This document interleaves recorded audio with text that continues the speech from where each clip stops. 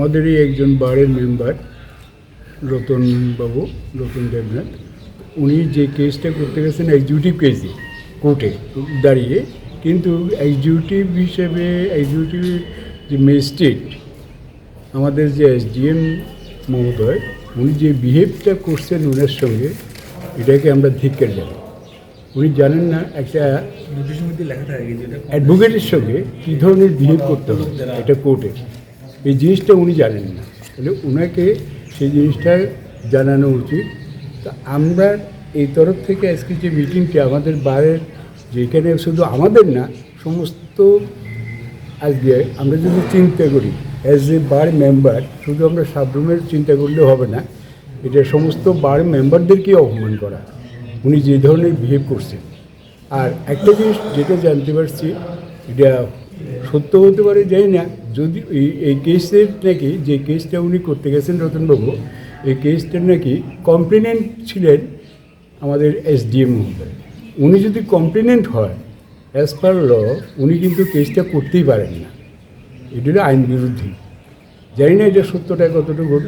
তার কারণ হচ্ছে ওনারা যে কপিটা যে সাপ্লাই করে অ্যাকিউজড কপিটা, ওনারা সাপ্লাইটা করেননি।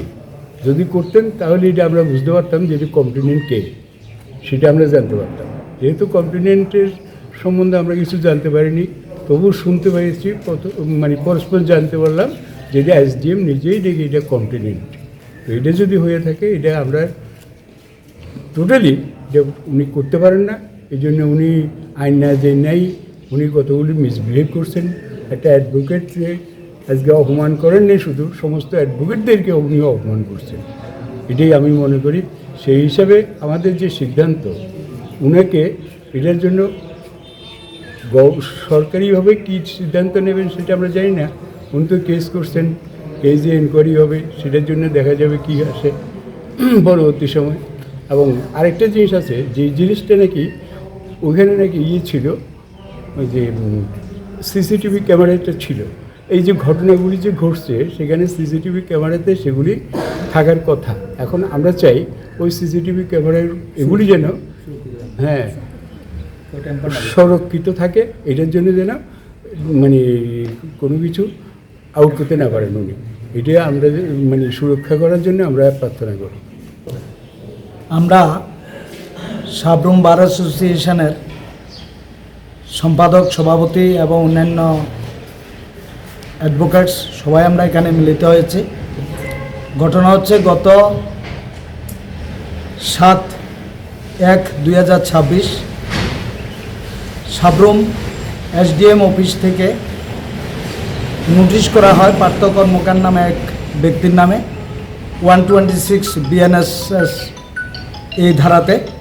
যথারীতি পার্টি আসে, পার্টির পক্ষে আমি অ্যাডভোকেট রতননাথ আইন মোতাবেক ওকালতনামা এবং অন্যান্য যে সমস্ত কোর্ট ফি, পিটিশন সবগুলো দিয়ে আমরা জমা দিই। সেখান থেকে বলা হয় যে আমাদের এসডিএম সাহেব এখন নাই, আপনাদেরকে পরে জানানো হবে। যথারীতি আমরা 2-3বার খবর নেওয়ার পরে আমরা খবর পাঠানো হয় যে একটা সময় সাবরুম নগর পঞ্চায়েতে উনি বসবেন, সেখানে কোর্ট হবে।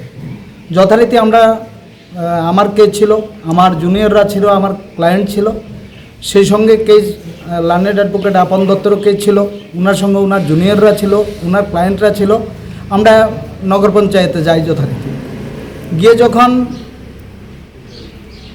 SDM Abhijit Singh Yadav IAS officer, ওনার এখানে যাওয়ার পরে উনি কোনো অবস্থাতেই অ্যাডভোকেটদেরকে এন্টারটেন করতে রাজি না। এবং স্পেসিফিকলি উনি, আমি রতননাথ যখন ওনার পক্ষে ওকালতনামা দিয়েছি, ওনার সামনে রেকর্ড, উনি যখন বলছেন যে না অ্যাডভোকেটের তো কোনো প্রয়োজন নেই, অ্যাডভোকেট কেন, তখন আমি বললাম according to law party notice পেয়েছে, অ্যাকর্ডিং টু ল আমরা আমাদের ওকালতনামা সাবমিট করেছি সব কিছু। কিন্তু উনি কোনোভাবেই সেটা শুনতে রাজি নাই।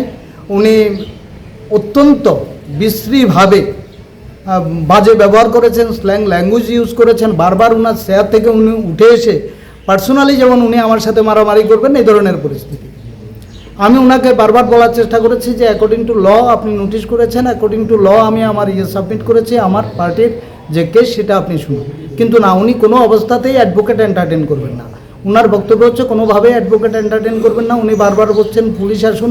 উনি বিভিন্ন ধরনের স্ল্যাং ল্যাঙ্গুয়েজ, যেগুলো আমি এই মুহূর্তে সংবাদপত্রের সামনে বলতে আমার ইচ্ছা করছে না, এই ধরনের শব্দ উনি ব্যবহার করেছেন, যেটা একজন শিক্ষিত মানুষ করতে পারেন না। আর উনি তো আইএএস অফিসার, কোনো অবস্থাতেই উনি এটা করতে পারেন না।